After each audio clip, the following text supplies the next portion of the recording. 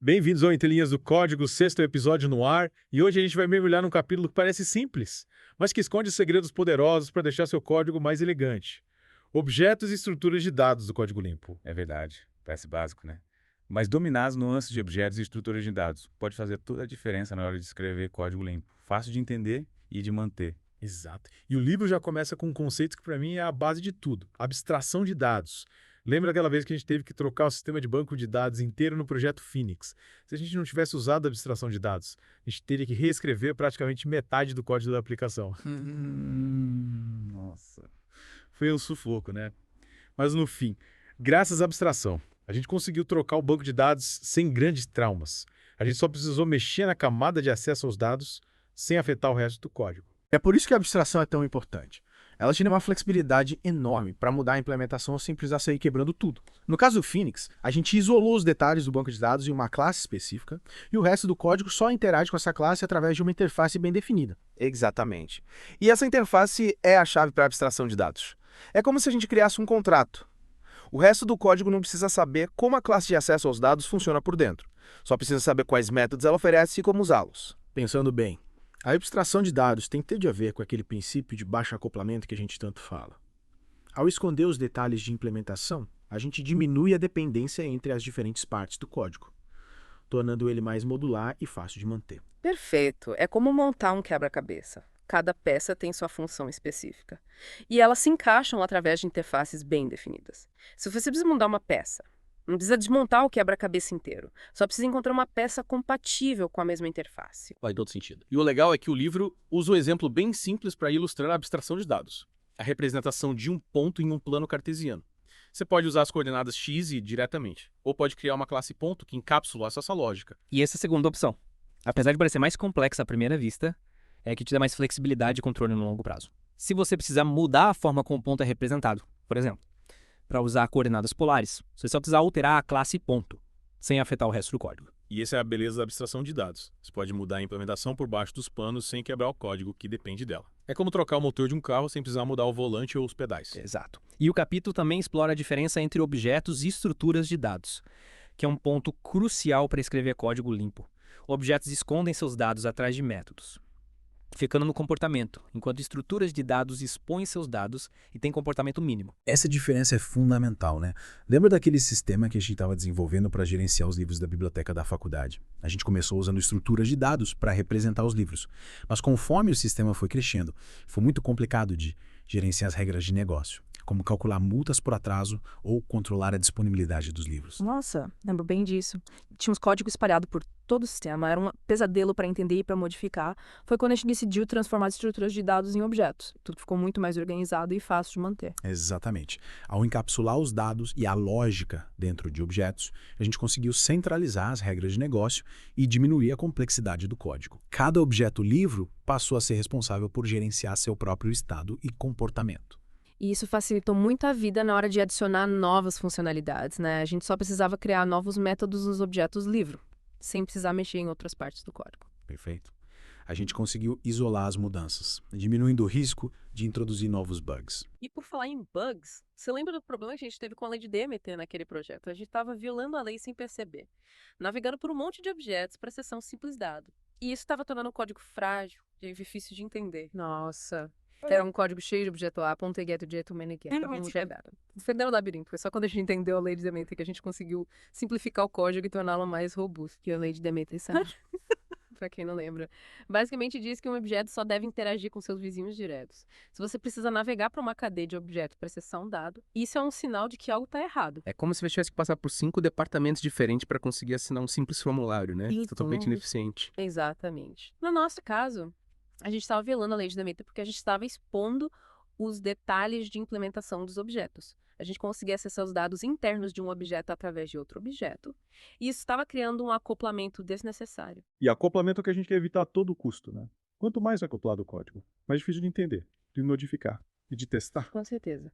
E para evitar esse tipo de problema, o ideal é encapsular o acesso aos dados dentro dos próprios objetos. Ao invés de permitir que um objeto acesse diretamente os dados de outro objeto, você cria métodos específicos para fornecer esses dados de forma controlada. Então, no exemplo do objeto A, ponto B é objeto B, ponto get dado.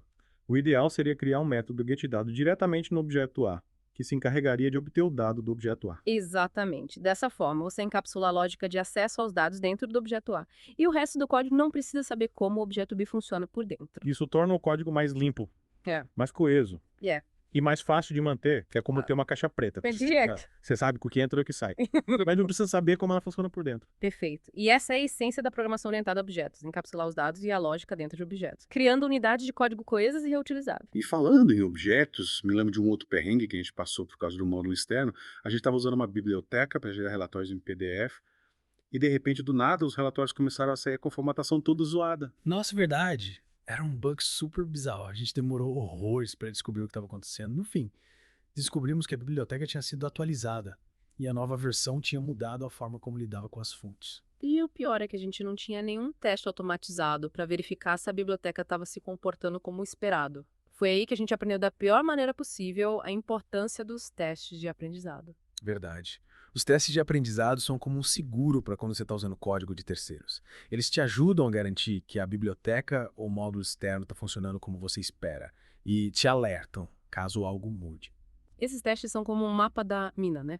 Eles te ajudam a entender como a biblioteca funciona e a documentar suas expectativas em relação a ela. Exatamente. Imagina que você está usando uma API externa para obter dados de previsão do tempo. Você pode criar um teste de aprendizado que verifica se a API está retornando os dados no formato correto, se está lidando com erros de conexão de forma adequada, e assim por diante. Se esses testes te dão uma certa paz de espírito, né? Você sabe que se algo mudar na API externa, seus testes vão te avisar. E você vai poder corrigir o problema antes que ele afete seus usuários. Com certeza. E o livro dá um exemplo bem interessante de como usar testes de aprendizado para aprender sobre a interface de um módulo externo, mesmo antes de sua implementação estar pronta. É como se você estivesse criando um contrato com o módulo externo, definindo como ele deve se comportar antes mesmo de ele existir. Exatamente. Isso te ajuda a definir as expectativas em relação ao módulo externo e a garantir que ele se encaixe perfeitamente no seu sistema. E falando em módulos externos, o livro também aborda a questão da comunicação com esses módulos. Aqui é um desafio e tanto, né? A gente raramente constrói sistemas completamente isolados, na maioria das vezes precisamos interagir com bancos de dados, APIs, outros sistemas. E essa interação precisa ser feita de forma organizada, para evitar que o código fique acoplado a detalhes específicos da implementação do módulo externo, como aconteceu com a biblioteca de PDF. Verdade. Se a gente tivesse encapsulado a comunicação com a biblioteca em uma classe específica, provavelmente teria sido mais fácil de identificar e corrigir o problema. Exato. Ao encapsular a comunicação com o módulo externo, você cria uma camada de abstração que te protege de mudanças na implementação do módulo. É como ter um adaptador. Se o módulo externo muda, você só precisa trocar o adaptador, sem precisar mexer no resto do seu código. Faz sentido. E essa camada de abstração também facilita a vida na hora de testar o código, né? Você pode simular o comportamento do módulo externo sem precisar acessá-lo diretamente. Exatamente. Você pode criar mocks ou stubs que imitam o comportamento do módulo externo durante os testes, garantindo que seu código está interagindo com o módulo da forma esperada. E falando em testes, o livro também aborda um tema que me deixa de cabelo em pé: concorrência. Lidar com múltiplas threads acessando os mesmos dados ao mesmo tempo é um desafio e tanto. Verdade.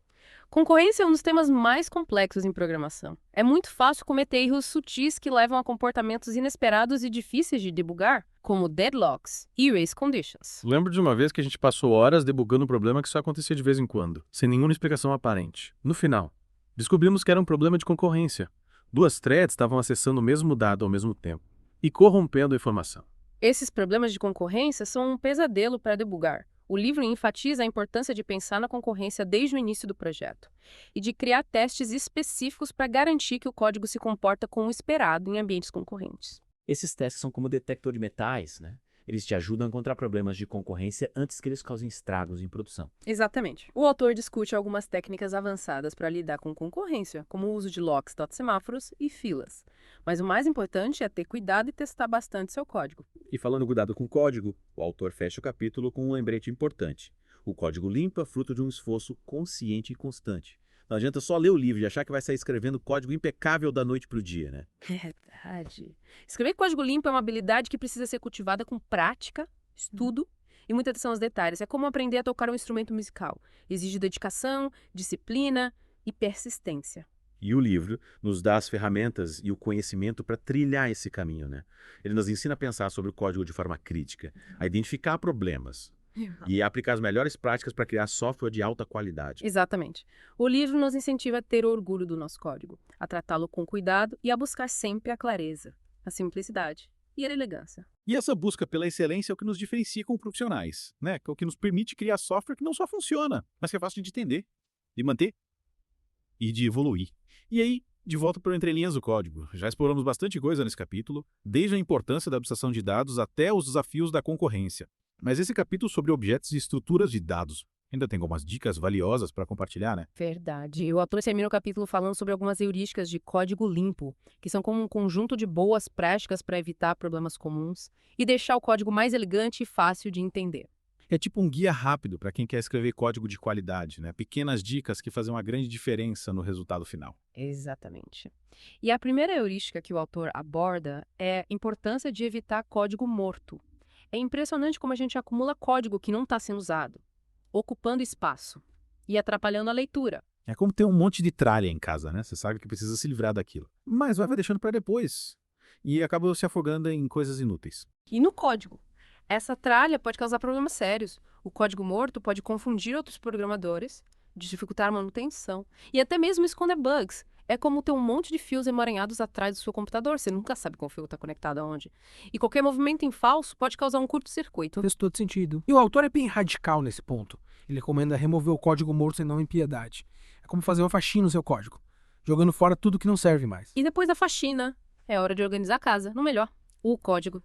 O autor também fala sobre a importância da organização vertical, garantindo que as variáveis e funções sejam declaradas próximas de onde são usadas. E isso faz toda a diferença na hora de ler e entender o código, né? É como organizar um livro em capítulos. Com seções e parágrafos, tudo bem estruturado para facilitar a leitura. Exatamente. Um código bem organizado é como um bom livro.